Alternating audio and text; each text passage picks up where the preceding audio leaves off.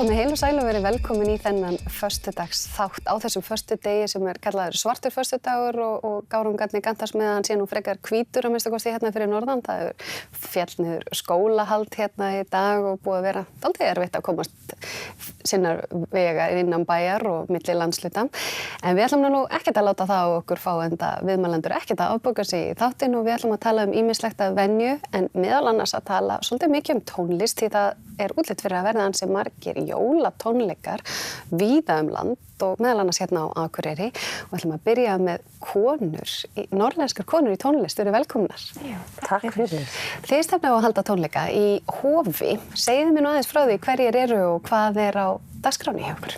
Já, við ætlum að halda tónleika hérna fyrstu helginni aðventu, 2. desember, laugardaginn 2. desember og við verðum örugglega, hvað átti 30 konur? 30 konur, heildina sem komum fram. Mikill kvennakraftur. Já, við erum hérna, ég og Kristjana og Ásdís Arnardóttir og sellóleikari, já.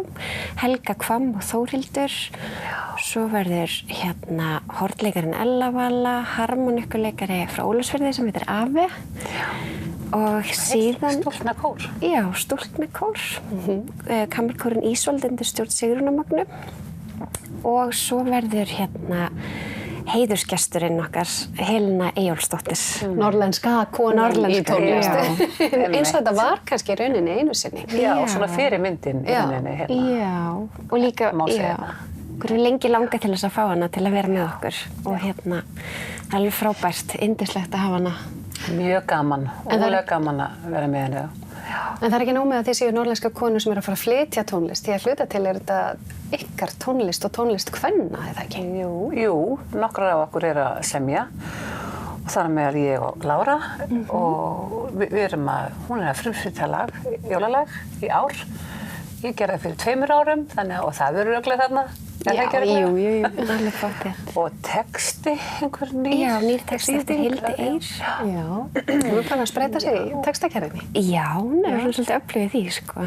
Já, fallegt. Já, en þetta eru svona aðventu tónleikar. Okkur finnst það ekki alveg við hæfi kannski að vera að syngja Óhelga nótt og þessa allra heiligustu perlur þarna 2. desember. Nei. En hérna, já, það svona, við erum búin að útsetja mikið að lögunum upp á nýtt og ég myndi segja svona að hérna, hugmyndin að fólk geti komið og það sé svona notalegt, mjög notalegt og hátíðlegt. Já. En það virðist vera þannig að fólk vill njóta tónlistar á aðvendunni. Er það ekki? Finnið þið fyrir því? Jú.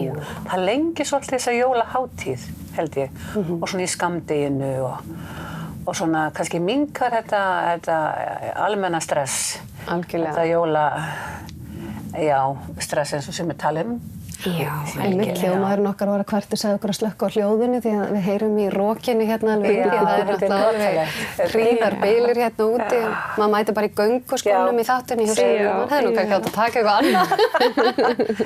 En þetta akkurat veðrið til þess að andinn, til þess að kveikja á kerti og hlusta á notalega tónlist.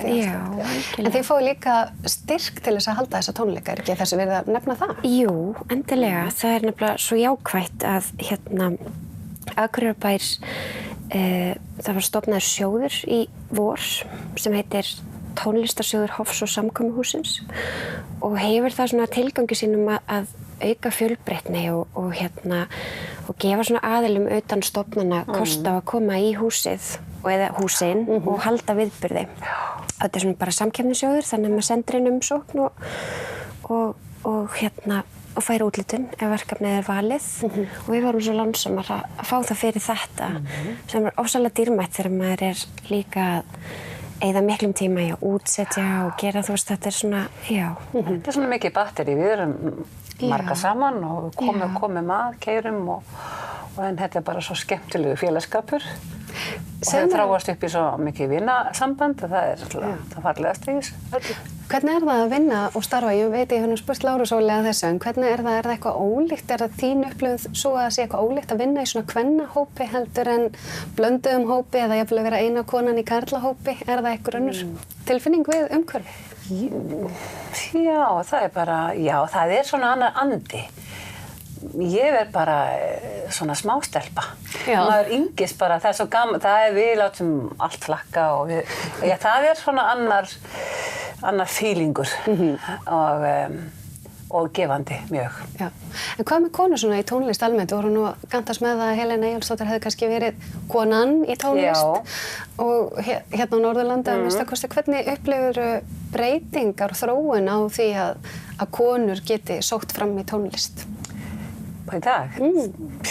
Og já, bara á síðustu árum? Já. Hefur þetta breyst? Frá því þú varst stelpa til dæmis? Hvað ég að segja? Já, þetta hefur þróast rosalega hratt, finnst mér bara á undanfarnum árum, hvað konur sækja fram og hvað þær hafa svo mikið að segja, það er svo mikið þörf fyrir að túlka og tjá. Ég veit það ekki, mér fannst það alltaf sterkar þessar, eins og Helena og Ellie og þessar flottu konur, ég veit það ekki, þetta voru svona fyrirmyndir mínar. Ég leiti ekki þá á einhverja valdabaráttu milli, allavega ég fattaði það ekki. En ég held að sé rosalega mikilvægt samt að við höldum konur stöndum svolítið saman. Já, það allt varðandi bara okkar hlutverk í þessum bransa eins og bara í öðrum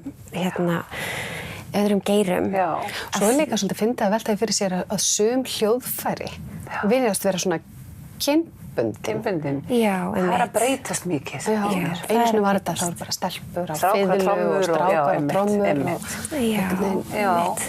En það sem er svona kannski, þú veist, það sem manni svona finnst sorglegast í þessu sko til dæmis eins og þegar stefgildum úthlutað, að þá innan við 9% af hlutfallinu sem rennur til kvenna.